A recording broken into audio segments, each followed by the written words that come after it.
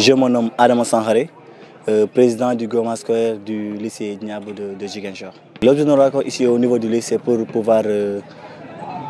c'est pour l'organisation de notre marche pacifique qu'on doit organiser demain mardi.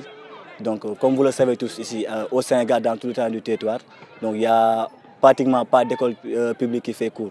Pourquoi? Parce que les accords qui ont été signés par l'État qui ne sont pas respectés, les enseignants aussi qui ne veulent pas aussi attendre à ce que l'État puisse. Les enseignants aussi qui suivent l'État dans cette lancée-là. Donc, vu toutes ces choses-là, on ne peut pas ne pas rester en tant que représentant des élèves muets face à la situation, étant donné que nous sommes tous des élèves ici. On est appelé aussi à faire des examens à la fin de l'année aussi. Donc, il faudra qu'on puisse nous faire entendre, qu'on puisse monter notre voix, faire comprendre à tout le monde que c'est ça la situation qui est au niveau des établissements. Donc, c'est pour cela, dans l'ensemble, c'est pour cela qu'on est là pour pouvoir préparer cette marche pacifique-là. C'est une marche pour les 4 lycées de Ziguinchor. Parce que comme vous le savez, Ziguinchor, il y a 4 lycées. Lycée de Paysac, Djignabo, Kenya et aussi lycée de Djibok.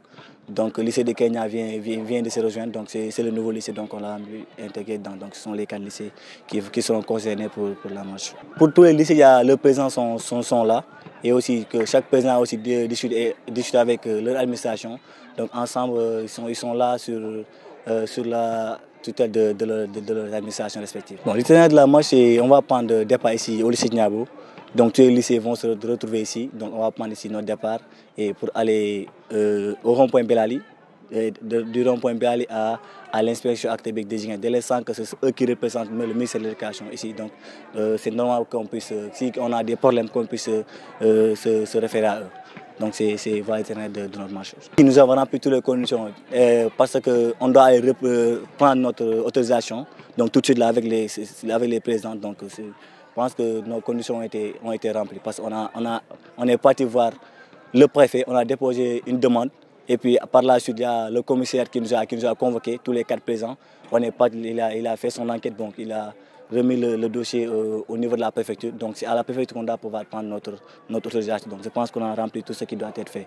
Donc tous les autorités concernées sont informés de la situation. Ok, l'appel que je voulais lancer à mes camarades, juste pour leur dire que c'est une marche pacifique. Donc c'est légitime, nous avons le droit de pouvoir revendiquer notre droit le plus absolu, le droit à l'éducation. Donc si on voit qu'aujourd'hui, un de nos droits fondamentaux sont en train d'être bafoués, on a le droit de pouvoir sortir et de pouvoir montrer à tout le monde que c'est ça qui ne va pas. Et tout ça dans la légalité. Parce qu'on ne peut pas accepter à ce qu'on puisse être les représentants des différents établissements, être les représentants des élèves, vouloir dire qu'on va amener les élèves dans une situation qui n'est pas aussi favorable pour eux. Donc ils sont mis en danger d'autre part. Donc qu'est-ce qu'on peut faire? C'est juste faire les choses dans les règles. Donc étant donné qu'on est des apprentis intellectuels, il faudra qu'on puisse faire tout ça dans les règles et aussi dans le respect des lois qui ont été émises par notre pays.